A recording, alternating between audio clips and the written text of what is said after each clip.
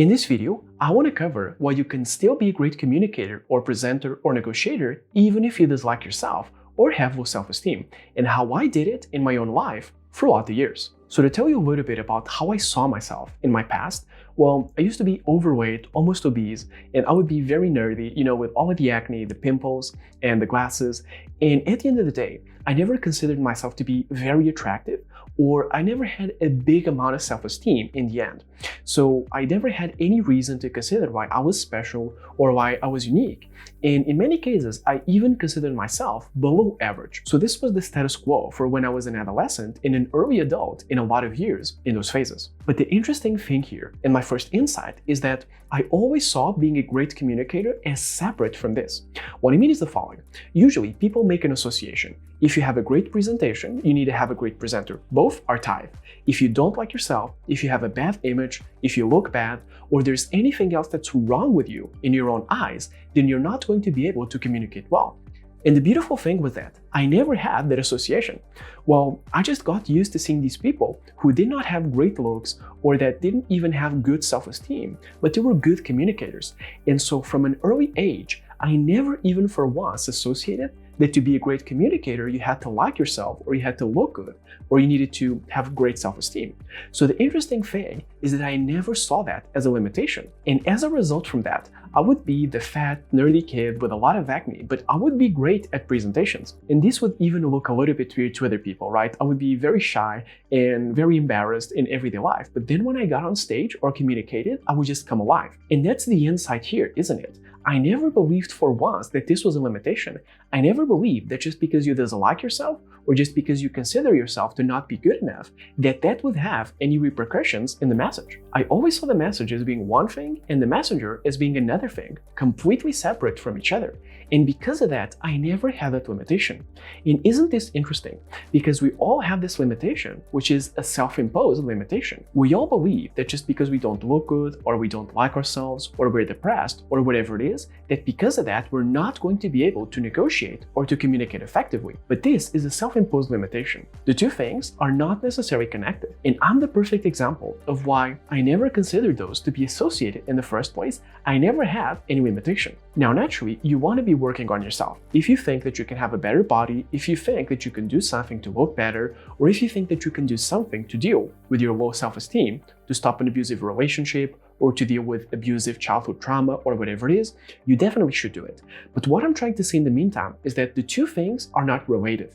Maybe you think that they are related because you want to think that, maybe you want an excuse, or maybe you just want to be in your comfort zone. But you can easily detach the two things, and you are going to be able to communicate or to negotiate without any limitations whatsoever. In other words, the goal here is not to turn your self-hate into self-love, if that's what you have. The goal here is to set it aside and think, this is a different issue. It's not even related. In fact, whether you hate yourself or whether you love yourself, such as being narcissistic or liking yourself too much, neither of those two has anything to do with presentation skills or negotiation skills.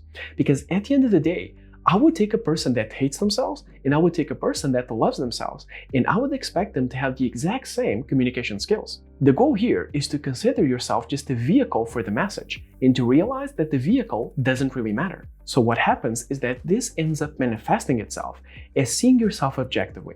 What I mean by this is the following. When you're trying to sell a product that's from somebody else instead of selling your own product, it always feels a lot more objective. You have a lot more ease in recommending it. Or if you're just trying to communicate a message that is from somebody else instead of being from you, you are going to be a lot more comfortable because you are not involved in the matter.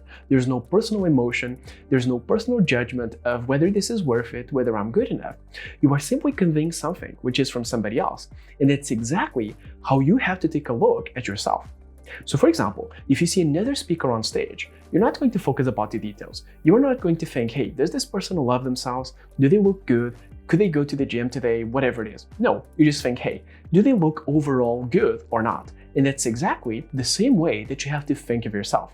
It's almost like a third-person point of view, almost like you're betting on an athlete or a horse in a race. You're not focusing on the details. You're just thinking, hey, do they have the potential? Do they look good? And seeing them act in real time. And that's the same way that you have to look at yourself, almost like an athlete or someone who is performing in real time. And you're just looking from a distance and thinking, hey, What you're doing, is it good overall or is it not? That's the only level of detail that you actually require. So what you want to do is you want to detach communication or negotiation from whatever else is happening in your life. There's one analogy that I always use, and I repeat it because it's so good, which is the analogy of going to the cinema. It doesn't matter what's going wrong in your life. When you go to the cinema, you're just focused on the movie. Are you going to enjoy the movie less because you don't like your body, or because you don't like yourself, or because there's something else going on? No. When you go to the movies, for example, the only thing that you're focused on is the movie. It doesn't really matter what else is going on in life. The moment that the movie ends, yes, then you can worry about everything else and you can indulge in it. But while you are in this interval, the only thing that you're focused on is the movie. And you should consider any negotiation or sale or communication the same. When you go in, this is the only thing that matters. This is not the time to talk about your self-esteem. This is not the time to let your personal emotions get in the way. This is just the time to execute. It's not because it's a bad thing or a good thing. It's literally just a different thing. It's not a matter of whether you could look better or worse, or whether you like yourself or not. It's literally a matter of this being disconnected from everything else. And for example, in my own case, I like myself a lot more nowadays.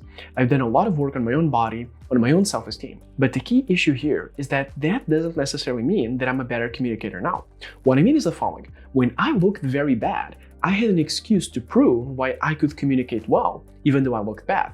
But now that I like myself a lot more, and now that I look better than I did in my past, I don't have an excuse anymore. So now if I fail in terms of my communication, I can't say that it's because I look bad, because it's disconnected. So in a way, I almost preferred it when I actively disliked myself, because I could prove that I could communicate well while I disliked myself. While nowadays, I can just relax a lot, or I can just like myself a lot, and I can assume that things will go well, and they may not go well. Because again, it's not connected to your image, and it's not connected to how much you like yourself. It's perpendicular, right? As they say in mathematics, it's orthogonal. One thing is in the axis of up and down, and the other is in the axis of left and right. They don't intersect. Whatever movement you have in one area, it doesn't affect the other in the slightest. So to summarize, how to sell, pitch, or persuade when you don't like yourself. So at the end of the day, not liking yourself, not having a good image, or whatever else is going on has no consequences whatsoever to your communication. You may think it does, but that's a false association. You gotta break the chain, and you have to think, what I think of myself is one thing, and how good my communication is another thing. And the two things don't intersect at all. How much you like yourself may go up and down the scale, and how good you are at communication may go up and down the scale, but they're not intersected. They just go through each other. They are literally irrelevant to each other. So the goal here is to see yourself objectively. Don't go into a high level of detail in terms of your imperfections, in terms of your problems, whatever it is, because you would not look at another person in that same way. You would just think, do they look good overall, or do I like them in an overall manner? And that's exactly the same way that you should judge yourself objectively. You are just a vehicle for the message, and how good you look or how much you like yourself should have no effect whatsoever in how good the communication or negotiation is. Make sure to check out the channel for more negotiation and communication techniques, and don't forget to like or subscribe if you've enjoyed the video. Thank you so much for watching.